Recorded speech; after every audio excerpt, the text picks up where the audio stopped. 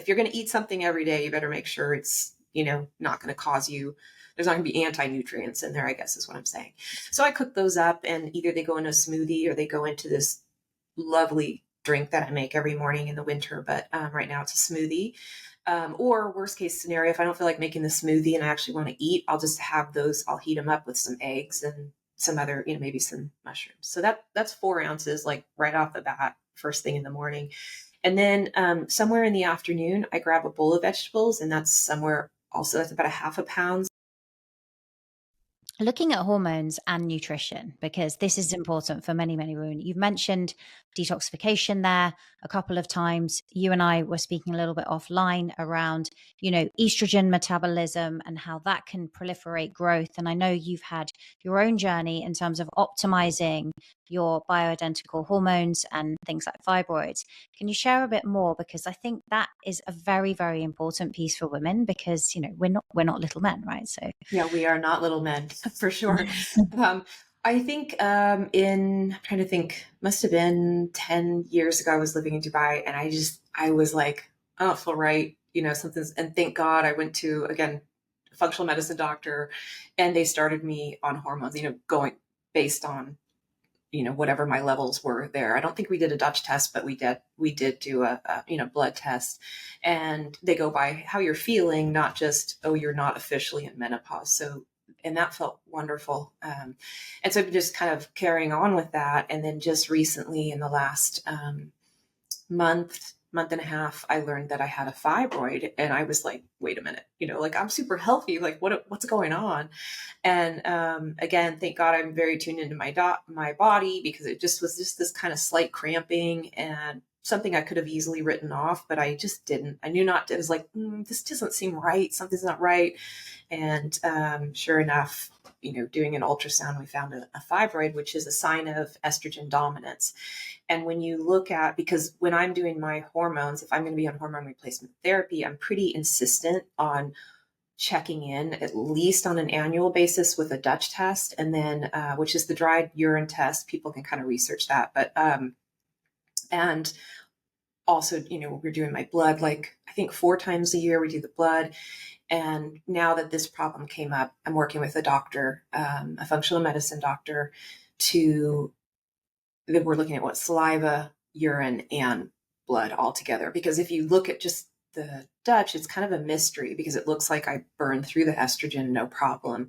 So we've had to kind of just cut everything back, and then we're going to remeasure and see what we need to add back. But, part of my hormone replacement therapy was, it was just always like the estrogen creams, estrone and estradiol, and then, and a testosterone cream and progesterone at night.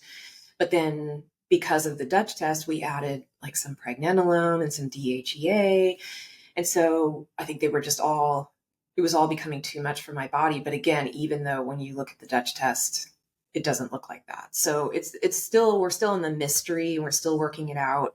I just want to share with anybody else out there that's kind of in maybe a budget biohacker. Like, this is one place where you don't want to do this on a budget. You want to go see a functional medicine doctor, somebody who's really dialed in to how these things work. Institute for Functional Medicine, I don't work with them. I don't know if I'm not affiliated with them, but that's the place to find a doctor, because this is the, like, estrogen dominance that could be leading to cancer. I mean, I suppose a fibroid is it's a benign cancer, but I don't mess around with that stuff at all. I want to be here for a good long time. So. A good long time. And that wasn't showing then, you were saying, on the Dutch test, because quite often you'll see, like, when you look at the pathways, the 2OH, the 4OH, and the 16OH, that the 16OH can be quite high, and that's sort of proliferative of growth. Yeah. But you weren't seeing that. Not at all. Quite the opposite. I mean, she's just like, maybe we should up your estrogen. And I just said, well, I've been really stressed. Maybe we should just try pregnenolone, first. And I think that was actually contributing to it. So anyway, it's just such and I think as we go through this, things change. I started this, 2017. I probably started in 2014, somewhere around there. So we're almost 10 years in. And things have, they need to change. Your body changes. constantly need to be checking in. And it is definitely something you want to budget for and make sure you're on top of. Yeah, on top of it all. And as you say, doing the saliva as well, right? Because I think adrenals play a massive part in this process. And I Massive. think, yeah, it's Yeah. easy to forget, right? That's kind of Yeah. where all Yeah. that stress and everything can be driving a lot of Yeah. it. So tell me about your nutrition, because you have a love of cooking. I I do. read that so you talk in pounds, we talk in grams. So 500 grams of vegetables a day, a pound of vegetables, I believe. In Yeah. fact, in the UK, we seem to switch between the two. Yeah. But I guess a lot of people listen to that and go, oh my God, how can you eat so many vegetables? And how can I Well, cook and prepare all of those? But you seem to have like really mastered this. And I think it's something you're keen to help other women do. So can you talk us through? Because this also is very important for gut health, for detoxification, for estrogen, all of those things. What does your day, like what does a nutrition plan in the day in the life of Julie look like? Like what do you eat and how do you fit all these veggies in? right. Well, first of all, I want to give credit to Dr. Sarah Gottfried, who I know you've had on your Yes. podcast. She's the Love one who's Dr. talking about Sarah. eating a pound of vegetables a day. And I thought, that's a good metric. I should do that, And I had been through the whole paleo, I was into the autoimmune paleo program. So that was also about a lot of vegetables. And so it's just kind of like, yeah, just eat your vegetables. Like, just do it. Just do it. And so it's pretty easy. So in the winter, it depends on the winter or summer, but always like about 4 ounces of greens in the morning. And I try to cook them because I just make sure there's no goitrogenic activity, in the raw greens. If you're going to eat something every day, you better make sure it's, not going to cause you, there's not going to be anti-nutrients in there, I guess is what I'm saying. So I cook those up and either they go in a smoothie or they go into this lovely drink that I make every morning in the winter. But right now it's a smoothie. Or worst case scenario, if I don't feel like making the smoothie and I actually want to eat, I'll just have those, I'll heat them up with some eggs and some other, maybe some mushrooms. So that's 4 ounces, like right off the bat, first thing in the morning.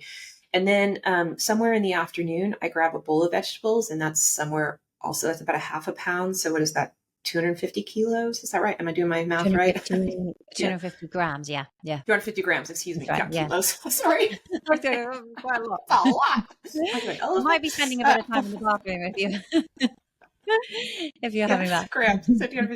So that's just like a bowl. And I prep that on a Sunday, Saturday or Sunday, depending, sometimes worst case scenario, Monday night. But I have a design background, so I try to make it look very appealing and beautiful, and make this whole rainbow of vegetables. And when I go to the farmer's market, or sometimes I'm just at the grocery store. Of course, I'm buying organic, and I just try to make it look as beautiful and inviting as possible. And I started doing that for my son, actually, so that hopefully he would grab them, But then I noticed it was like it had an impact on me too. So I'll just keep doing that. So what's the prep? What do you do at the weekend? What would that look like? So last week I was I bought jicama, bell peppers, some broccoli, and celery. I always eat celery. I love celery. And I've kind of gotten sick of carrots. So I was like, no more carrots. So, I just kind of listen to what it sounds good. And I just will peel whatever needs to be done. So like the bell peppers are washed. They're in there. There's the jicama is peeled, sliced, ready to go. So all I have to do on a work day is just grab, I grab a bowl. I used to weigh it every day. Now I don't. I just kind of know okay, that's about 8 ounces. But that's 8 ounces. And then at dinner, I just try to have another vegetable with dinner. So again, another 4 ounces. So that could be either if there's a vegetable in what I'm eating, or we try to have a salad kind of with everything, so I love the romaine lettuce. I'm not sure it's super, super healthy, but we'll have a salad with some veggies in there, or a soup, or, if I get sick of all the raw vegetables, same thing. I just try to mix it up. Sometimes I get that bowl that I do in the afternoon, it's raw. And in the summer here, it's wonderful because it's so hot. But in the winter, it's like, oh, I just don't want anything cold. So I might just saute up a bunch of vegetables and nosh on them. Different seasonings, you